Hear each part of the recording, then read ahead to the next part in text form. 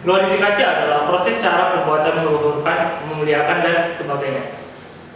Ada 3 layer karakteristik. Yang pertama, apa yang dimaksud dengan karakteristik spesialis? Karakteristik spesialis merupakan sebuah karir di mana ada spesifikasi tertentu dari sebuah pekerjaan. Contoh, misalkan dokter, dengan adanya spesialis penyakit tertentu seperti paru-paru, jantung, dan yang lainnya. Maupun spesialis di bidang teknologi seperti adanya spesialis sosial media, spesialis marketing, maupun di bidang seni seperti ada spesialis bidang lukisan atau berbagai bentuk spesialis di dalam karir lainnya.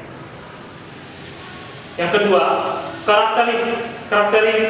karakterisasi daripada dunia kerja yang eksis di status saat ini, di mana dunia kerja adalah dunia yang dibantu dinamis di ibarat tuntutan saat berubah-ubah.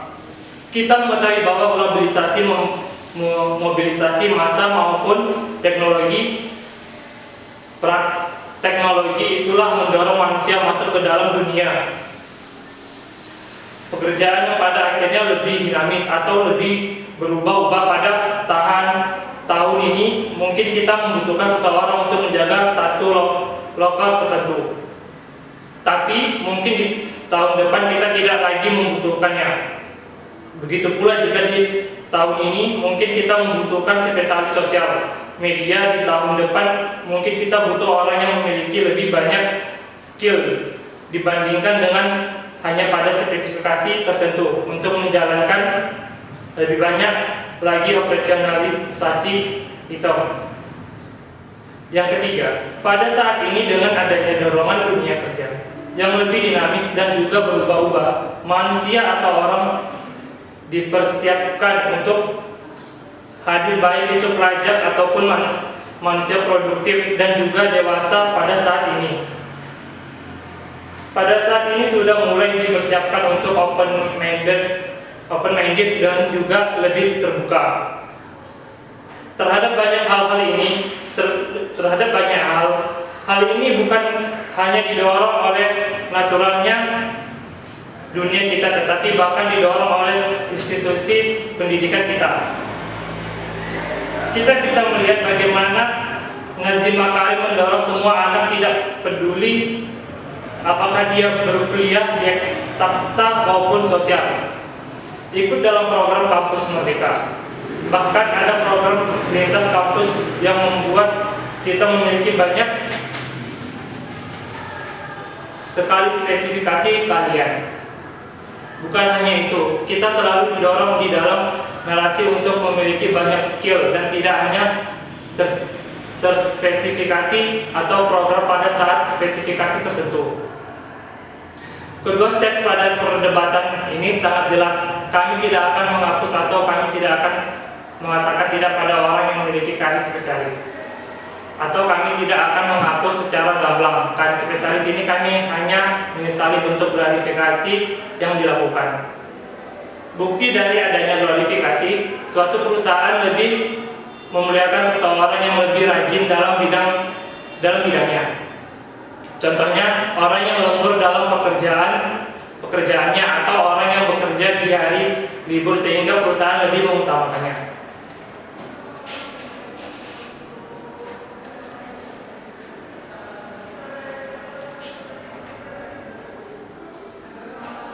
Eksklusifnya, orang yang memiliki skill yang lebih eksklusif atau yang lebih dominan dalam suatu bidang, maka dia yang akan mendapatkan posisi yang spesial atau posisi yang terbaik dalam suatu perusahaan. Sedangkan yang tidak memiliki skill dalam suatu bidang, dia sebaliknya.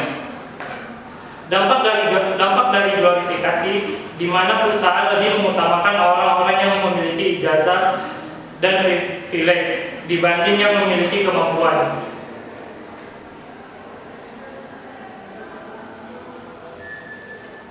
Udah, sekian dari saya. Terima kasih. Kemudian yang akan saya sampaikan berdasarkan dua pendapat yang sudah tertera.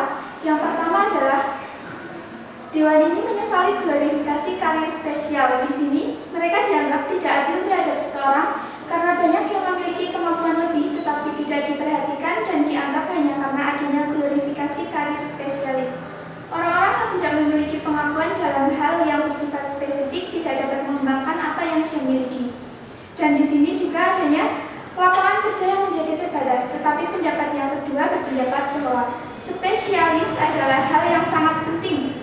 karena mereka akan memiliki potensi untuk melanjutkan pendidikan mereka ke jenjang spesialis, serta peran masyarakat dan negara-negara yang ahli membutuhkan para spesialis dibandingkan generalis.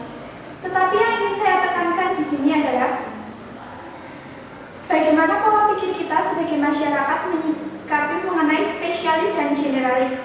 Kita memiliki hak dan kebebasan dalam menentukan dan memilih segala hal, termasuk dalam hal pekerjaan, apakah kita akan menjadi generalis atau spesialis.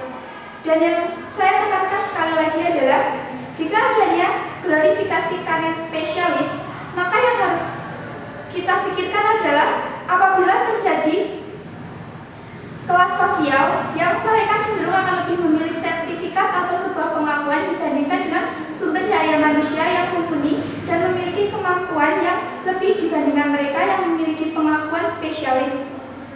Mereka juga akan lebih dibedakan karena nantinya akan ada kelas-kelas sosial yang membedakan dari universitas mana dan dari bagian apa mereka lebih berkompeten. Kita tidak bisa menyamakan semua orang, karena nanti orang-orang yang memiliki keterbatasan biaya dan memiliki sumber daya manusia yang mumpuni akan kalah dengan mereka yang memiliki biaya dan sumber daya alam yang tidak mumpuni. Dan ini akan menyebabkan terjadinya sesuatu yang menyebabkan sumber daya manusia tidak dapat diolah dengan maksimal hanya karena keterbatasan biaya. Selain itu, yang harus kita ubah adalah pola pikir masyarakat.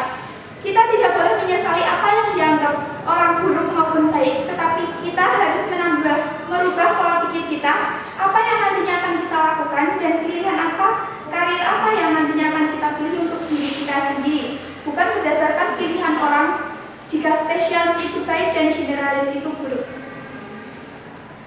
Kemudian yang ingin saya tanyakan nantinya adalah, jika nantinya terjadi glorifikasi karir spesialis, apakah dengan adanya stigma ini tidak akan menimbulkan masalah baru di lingkungan masyarakat kita?